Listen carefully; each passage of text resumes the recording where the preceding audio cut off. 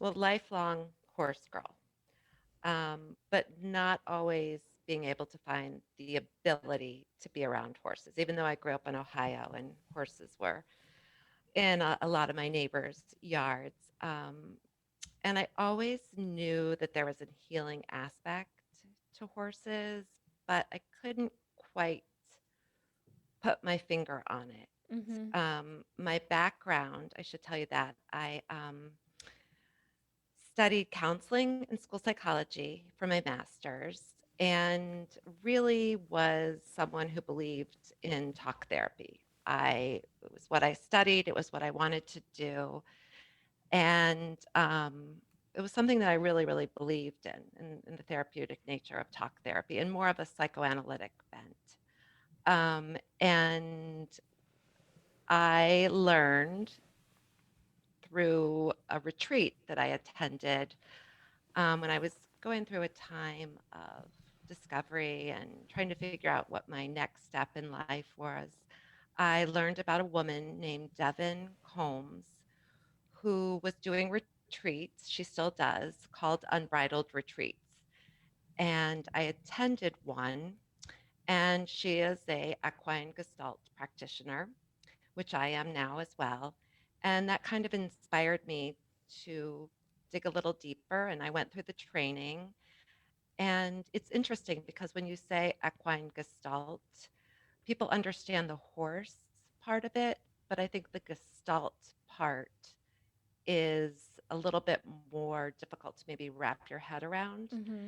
And the best way I have found to explain it to people is the gestalt does not see anyone as broken or a problem, but really sees them as a full person with the awareness and the ability to heal. And sometimes that awareness is just beyond their what's in front of them. They need guidance, and that's where the horse comes in. So the work that I do is partnering with horses and the horses are at free liberty. They're in a round pen, and there is very often talking that goes on before they enter the pen. And we're looking at the background, maybe the history of the experiences in the person's life, and how those are affecting the present moment or the foreground. So Mm-hmm. it's really looking at the background and seeing what's happening. Where did the lightning strike? And how can we together in the collaborative experience, because so much of gestalt is the body and the true belief of trauma is held in the body, and in gestalt we want to have the mind and the body in full congruence and allow for the release of the trauma with um, the horse as a partner in that. And horses are just magical healers. I think many people would say that are in the horse community would say, I know that there is an ability to do this, but I just can't put my finger on what it is. Mm-hmm.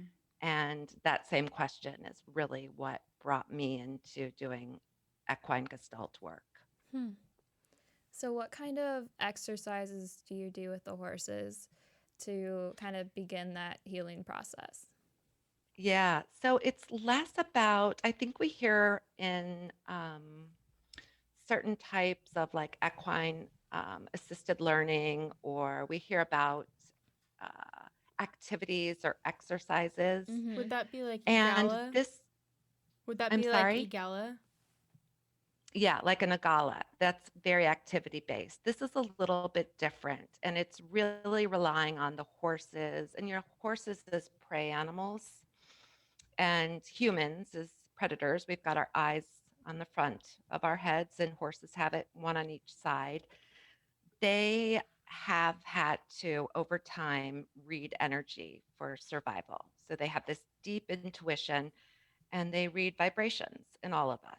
That's Mm-hmm. how they've survived. We have, besides being, we've domesticated them, but we've never been able to breed that out of them.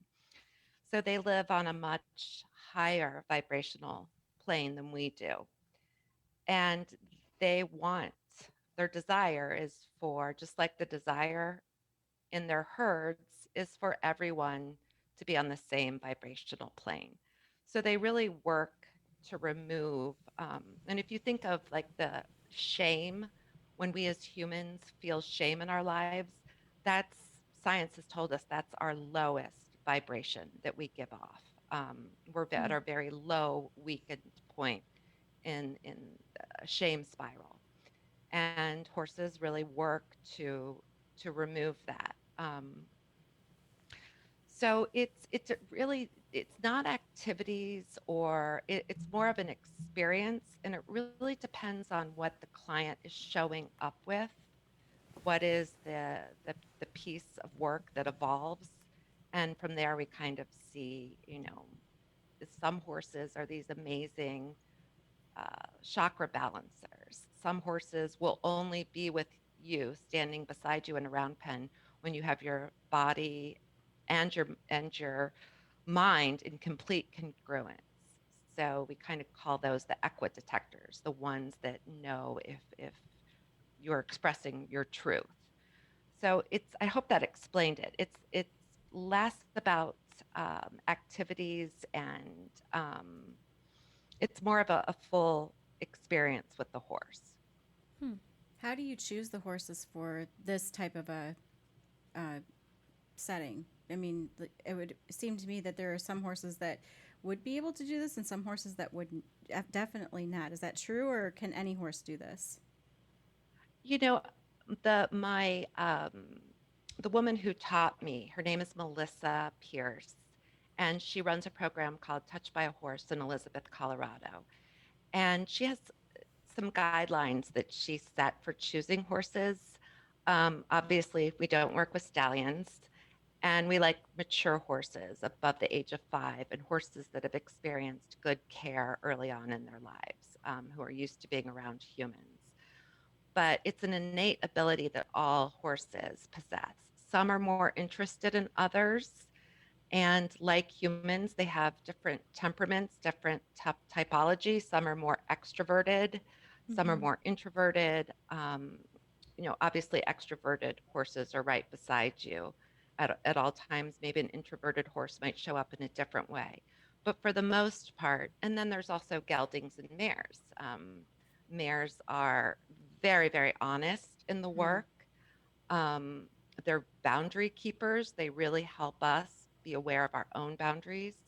And geldings, it can show up in goofy ways that were sometimes are laughable.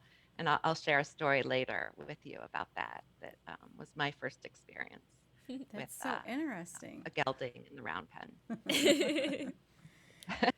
Do you work typically with like a specific type of uh, trauma, or I mean, like a certain type of something that somebody's gone through, or is this like a general anybody could come?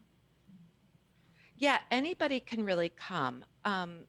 And for me, like I said, my training is in counseling, Mm-hmm. and that's been my background, something I believe in.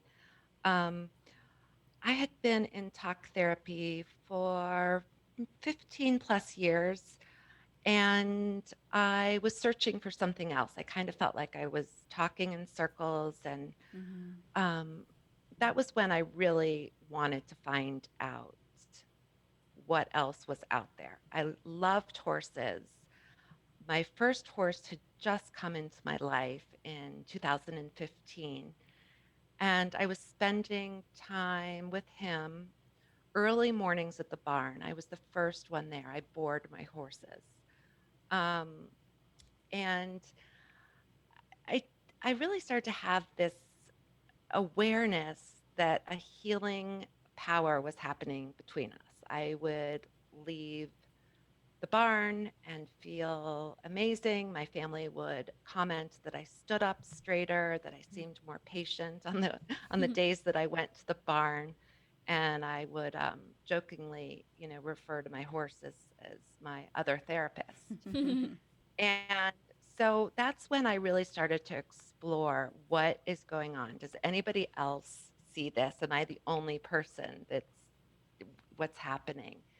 The retreat I attended was all women, different walks of life. Each one of us, had something that we entered that we wanted to work on, whether it was trauma or abuse, loss, grief. Um, I feel like life has given all of us something that has been difficult, whether Mm-hmm. it's early childhood bullying or being told by an authority figure that you are this, that, and the other thing, and Mm-hmm. swallowing that whole and having a limiting belief about yourself. There's so much that comes out in this work. So it's really for everyone. I see a lot of adolescence. That's one of the areas I love working with teens and preteens. Um, and another part of my work that I really am enjoying,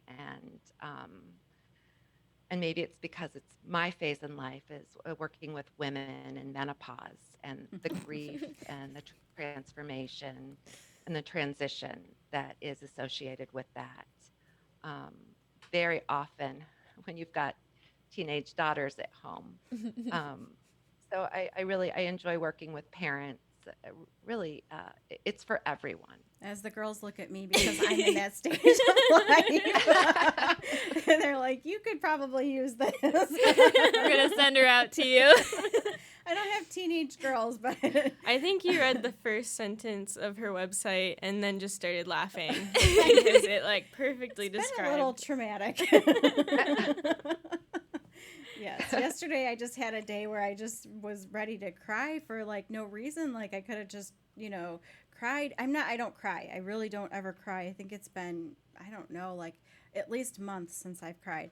And just at the drop of a pin, and my husband was just like, "That's just menopause, I'm sure." Yeah, So can't explain some. I said, but it doesn't make it not hurt any less, or not have feelings any less than that, when you're dealing with it. So yes, it's been a little up and down with this whole stage of life. absolutely, absolutely. I hear you there. I get it. So we'll just have to find out how far you are from us and see if that works out. And there's let's see, I think there's like 270 some equine gestalt practitioners in the U.S. and Canada that have gone through the Touched by a Horse program. Hmm. So we are located in a lot of different places, and I also do phone work with people. Granted, that takes the horse out of it, Yeah. but I also do phone work, and that can be just very profound Hmm. Okay. as well. I mean, of course, we all love being around the horses, and they offer so much Mm-hmm. that can't be replicated in other ways. But yeah, it's really for everyone. And one of the things about my particular program is that through doing it, it's a 2-year program year round. Hmm. We travel to Colorado to do what they call as course. And we do our own personal work there with Hmm. people that are training to do this. And then we work on, our fellow classmates and volunteers. And so it helps all of us dealing with our own personal work and to see the benefits of it. Mm-hmm. And it's just remarkable to see what comes up, what's uncovered, what's Mm-hmm. released. Sometimes that's anger, sometimes that's sadness. And that's the thing about Gestalt is that, and I should say that Gestalt was started by a man named Fritz Perls, who broke off from Freud and started his own humanistic, rather than psychoanalytic, which is Freud. He started his own humanistic, and his sense was that the body speaks first. Hmm. And so through tears, through, clearing your throat or wiggling your feet, with nervous energy, it's the body that is speaking even before the mind has caught up with it. And that's one of the beauties of Gestalt is the release of that. So Hmm. tears are a great release, great release. We do, you know, crying, we do anger release. We look at polarities, two parts of self. The beauty is this: no one's broken. We're all many parts of self, and those parts show up at different times, and we can decide what we want to bring forth, what part of self Mm-hmm. we want to bring Hmm. forth. So at what So point it's do a you it's a feel fascinating, and just I'm so passionate about it. I just love the work so much, and I believe in Mm-hmm. it, and I benefited from it myself. so at what point do you feel that someone should seek out your therapy? You know, I think it's a time when you really are feeling you need assistance, or if you want to get ahead of something. I do think that horses add a component that is very memorable and very efficient in this work. You remember the experience of the horse and what the horse offered. And that's something that I just hearken back to so often. Uh, like I said, for me, talk therapy worked for years and years and years until I wasn't feeling like I was moving forward Mm-hmm. as I wanted to. I knew there was still something that was keeping me from being authentic, keeping me from being real, holding me back from joy. I think if those things are coming up for anyone, it would be a time to seek any support, Mm-hmm. whether it's talk therapy, especially this time. We're talking about a return to normalcy, but then it's kind of like, no, we're not really going to return to normal. Mm-hmm. Right. Kids are going back to school, but things that we didn't think were going to be in place for them are getting put back in place for them. So, yeah, I think if you're questioning if you need assistance, then I would follow through with it. Mm-hmm. Hmm. So, do you find that, I guess, like people that you did the like talk therapy with, they had a harder time opening up than the people that were around the horses? Like, do you think people that are around the horses open up more? So, Yeah, I think the horses offer a presence and hold space that cannot be, replicated. mm-hmm. Um, you can't bullshit a 1,200-pound animal. You just can't. So Mm-hmm. you really have to be grounded and be open and be curious. I think for many people, entering an office space and sitting down to talk with someone can be intimidating, Mm-hmm. Mm-hmm. especially teenagers. We always try so hard to develop a good sense of contact with our clients. Sharing a horse together, working with a horse, is something that's just truly, truly magical. Hmm. Um, so yeah, I just feel like that piece of it is so special and can't be you just can't replicate it. And it's something that I experienced the first time when I attended a retreat. Um, it was profound, and it's just oops, something that I always have remembered. Hmm. Have you seen big transformations with your clients? I have. And I think what's interesting about it is the efficacy of it, especially with trauma work, um, with boundaries being violated in some way. There's so much without some people aren't necessarily aware of the blame or the pressure that they've put on themselves. Um, and we work on the language that they use to speak about the violation. We talk about temperaments, their own temperament, and how that shows up with the healing process. I think depending on the client, sometimes it takes more time to get there. Some are very, very desperate and open and have already done a lot of deep process work, and maybe this might be the end of their journey. For those that are just starting, it might take more time. But I do think there was a study that was done in 2017. It was the first scientific study done on the benefits and improvements in equine gestalt work. And it was done by surveying clients. And it showed just phenomenal improvements in how clients rated themselves before and after having experienced the work. So even though equine work with horses been around since the 1980s is really when the horse human healing started.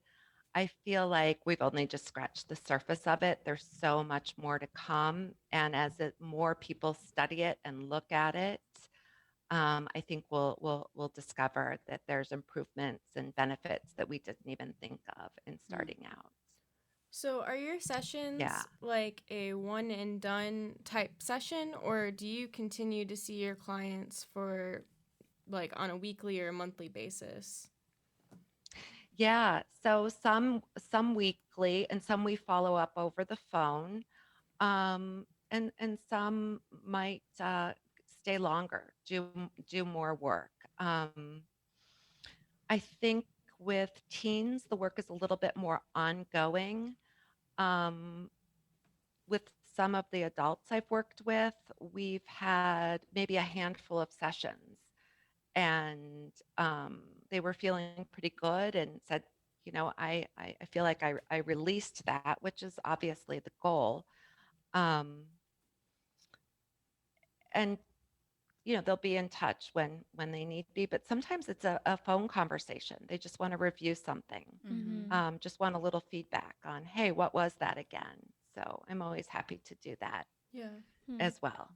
So, what does one of your sessions look like for somebody who's coming for the first time? Yeah, so the sessions run about 90 minutes or so. And, very often we'll sit together. I have like a covered little area, and I'll get an idea on what they're bringing up. What's coming up for you today is usually the first question that I ask. Sometimes if I've spoke to them on the phone, they might have shared a little bit about what they're experiencing, Mm-hmm. and I'll think that we're going in that direction. And very often something else has come up. So it's really what is coming up for you in this moment. And the work of Gestalt is really being in the present moment, Mm-hmm. honoring what's coming up for you then and there, and working through that. Um, Sometimes, and I'm doing this more than I used to, I will have them do a temperament or a typology assessment beforehand. So I'll know a little bit about how they take in information, how they make decisions, how they utilize their time, if they're introverted or extroverted, and that gives me a little bit more information on their comfort level. We do a safety demonstration with the horse, and that's always, I mean, it's just such, it cracks me up because when I do that, the horse is like ready to go. Like the horse is like, okay, forget the safety part of it. I just want to put my muzzle on your shoulder and take the weight of the world off of you.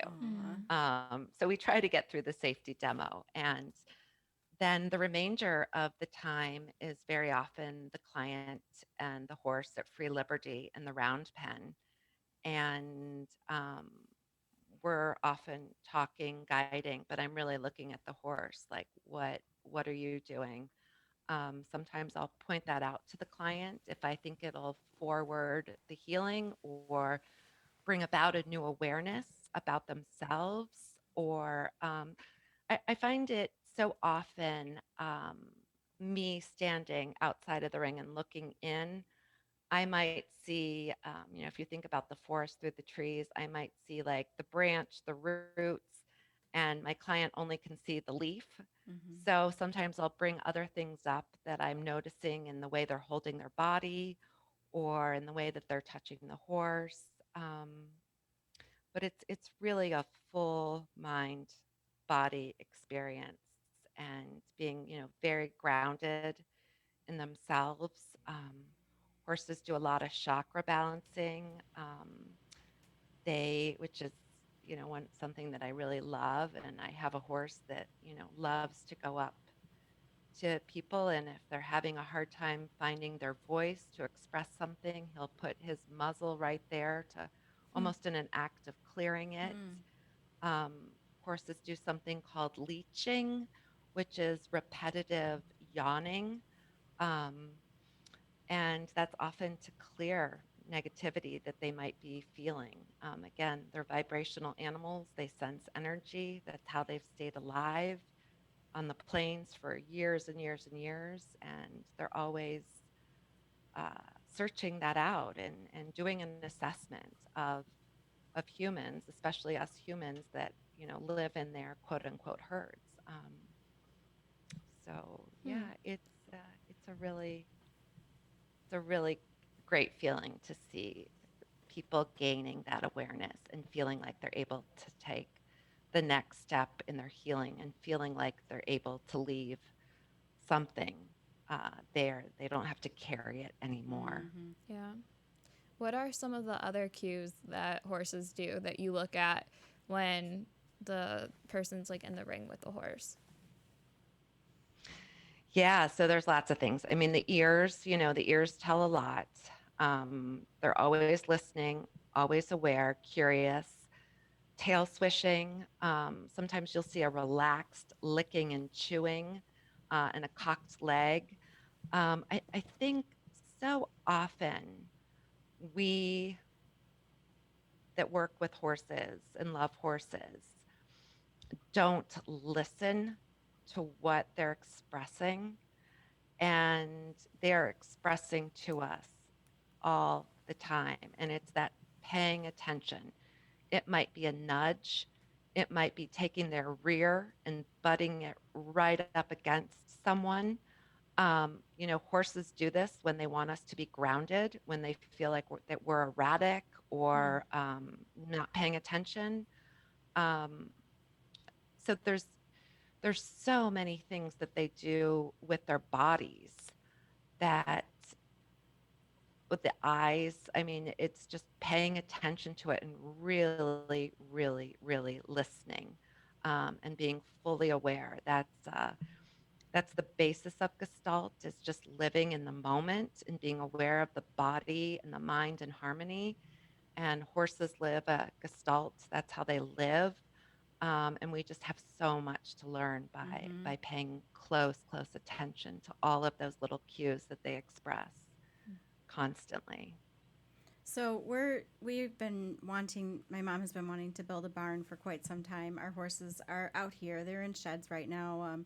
They moved from one house to back to another, and they were waiting to build this barn. And we just this year were like, okay, we're going to start to build the barn, and then everything kind of happened. So we're not building the barn, but what we are doing is utilizing a piece of property here at the farm, and we're going to start getting the horses out and making a place for us to be able to ride and things like that. But it's been a long time since we've had that, like, um, place to be able, we have a lot of trucks around here, freight trucks and everything with all of the things that we do. So we haven't been out just like in that calm kind of space in a barn.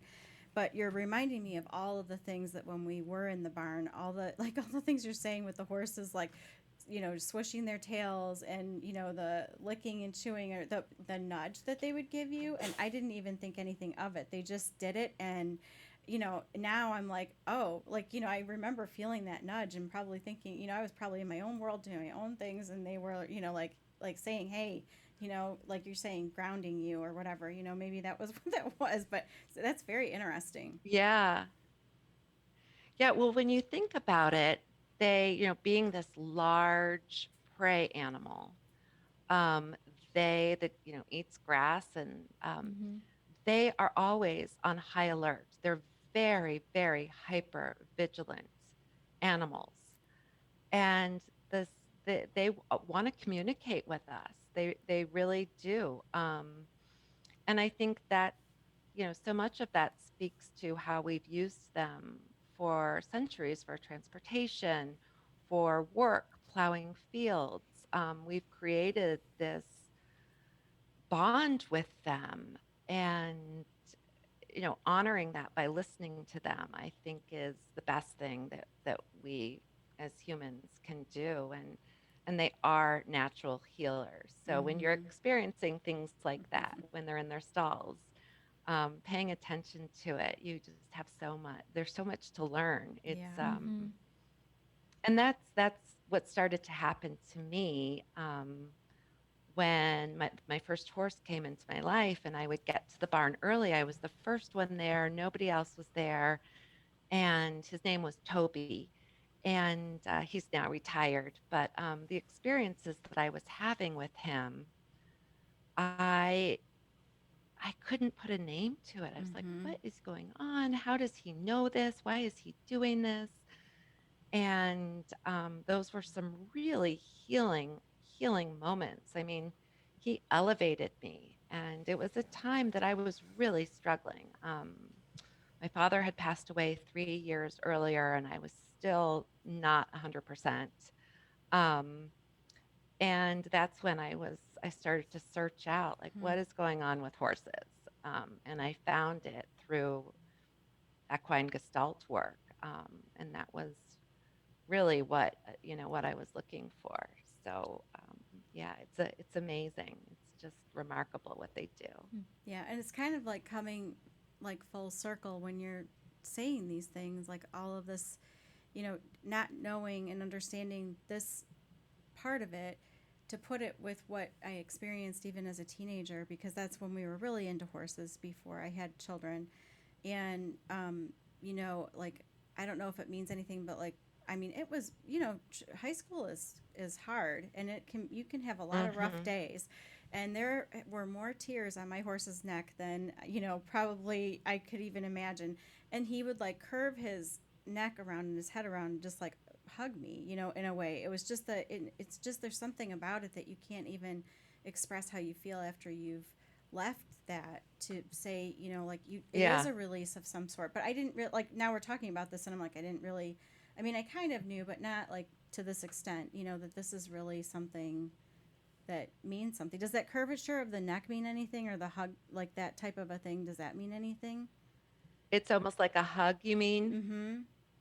when they turn and yeah, Yeah. yeah. I mean, that's very much a soothing. It's almost like how we want to wrap our arms around as humans with another human when they're suffering. I see horses do that a lot. Um, there's as you run, if you're standing next to the shoulder of the horse, you run your hand down the neck, and your hand kind of sits in that place of the shoulder. It's Mm-hmm. called the brachial key. And my teacher, Melissa Pierce, uh, talks of that as like where true human horse connection, because our human hand fits there so well. Hmm. It's like a place of steadying yourself almost. Um, and I do see that with their necks. Hmm. It's and I when I work with teens, I so often, just instinctively, they run their hand down and it just sits there, Mm-hmm. and you just can see that there's a bond going on, that they're feeling something, not from me, from the Yeah. horse. They're feeling that deep connection that they might not be feeling anywhere else in their lives. Yeah. Mm-hmm. Um, and they might not be open to it. It might be there, but they don't know how to let it in. Mm-hmm. And it's great practice with a horse. And there's such a confidence that I see uh, when I see teens working with horses, especially adolescent girls. It's really it's beautiful. Yeah. You are located outside of Chicago, correct? Right. So I live in Evanston, which is just north of the city, and then my horses are at a barn in the Lincolnshire Lake Forest area. Okay. And so the best way to contact you is through your website or through Instagram? Yeah, my website, Instagram. I'm always happy to talk to anyone, on the phone if they're questioning if this work is for them, or if they want to find out more. And you do not have to have any horse experience or riding experience or even like horses. I mean, that helps to like horses, but I have a feeling by the end you will like horses. Very cool. All right, well, we're going to take a short break, and when we come back, we'll enter our next segment, Canter Banter. Do you love horses and live the equestrian lifestyle? Be sure to check out our brand new blog at www.yourhorsefarm.com. We publish 3 posts per week and feature a free printable equine checklist every month.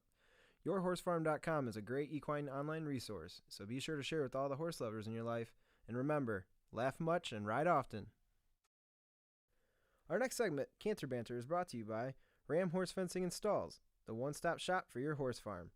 Ram is family-owned and operated and has been in business for over 30 years. We welcome you to call in and speak with an expert about your next project today at 866-653-8984. Again, that's 866-653-8984.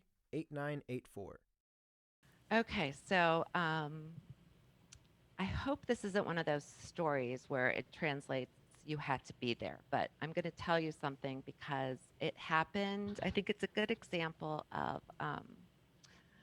equine gestalt work, and it happened my first time on this retreat where I really discovered equine gestalt work. It happened there, and I did not know what I was getting myself into. Like I said, I was at a low point in my life. It was the first time I ever traveled without my family, so I was just not sure what to expect. And I went to this retreat in Arizona. We were working with a herd of horses, and Devin Combs, who runs Unbridled Retreats, was the facilitator, and she asked if anybody would like to work, do a piece of work with her and a horse. And I raised my hand, which, if you know me, I'm not one to go first ever. And it was a time in my life I was really feeling stuck. And I was feeling like I couldn't get unstuck. And I was kind of going through the motions of life, but I was living on the surface because the surface was really, really safe. And I didn't want to go any deeper. I didn't want to dig deeper, but I kind of thought that was the only way I was going to move forward is if I dug a little deeper. And I went into the round pen with this horse.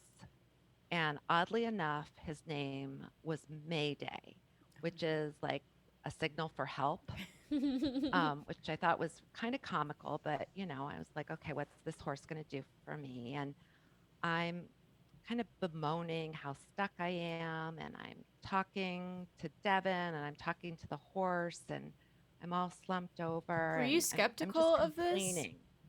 What? Were you skeptical of this? Like going into You know it? what? I have to say, I did not know what to expect. I just didn't know. And so I'm going on and like boring myself, really. And I don't recall where the horse got it.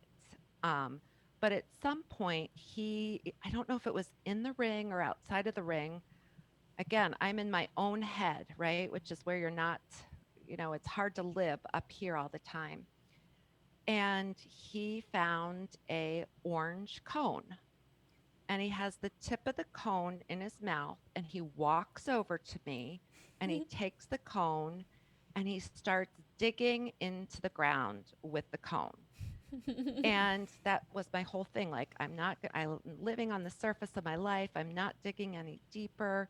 And then I look over and, all of these women, we had all just met each other.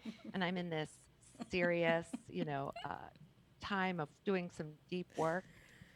And the horse starts digging, and we all just cracked up. And it was if he was saying, like, digging deeper is not that difficult. It's actually kind of easy. And here's what you got to do. And, you know, I don't even remember what else happened in that session. I remember tears came at some point. I remember crying. I remember getting shaky. Um, but I think back about that time of digging deeper and that it's not that scary. Like, I have used that story so many times. When I left the retreat, they actually gave me the orange cone and signed it, which I thought was the best, take home gift, Yeah. best souvenir of the trip. But that was the first time I had experienced. And I'm not saying that the horse understood what was being said, but I think that he understood the intention. He understood Right. that there was something going on. Mm-hmm. The, the intention of what I was expressing, he could read. And that was how he reacted to it, was going over and picking up an orange cone, and bringing it right over to me and using it to dig a hole. That's Um, hilarious. so it was so funny. We were all laughing, and it's like one of my favorite stories, my favorite experiences with a horse. I so appreciated May Day, and I ended up working with him for the remainder of the treat, and then I rode him on the last day, and it was really something to have my mind and body in conjunction with his. So he was a really special horse. Very cool. Very cool. Well, thank you so much for taking time out of your very busy schedule to podcast with us. Oh, well, All right. thank you so Well, much. thank you. Yeah. I love what you're doing, and we'll be in touch. Yeah, have sounds a great day. See ya. Thank you. Bye-bye. We hope you enjoyed listening to our podcast and encourage you to share with all your equestrian family and friends. You can tune into the Late Night Riders podcast show every Friday night. Each episode will be uploaded exclusively on YouTube, where you can subscribe to our channel to stay up to date with all of our latest shows. Do you have a topic you'd like us to discuss? We want to hear from you. You may email us at podcast@ramfence.com or feel free to leave a comment below. Thank you again for listening.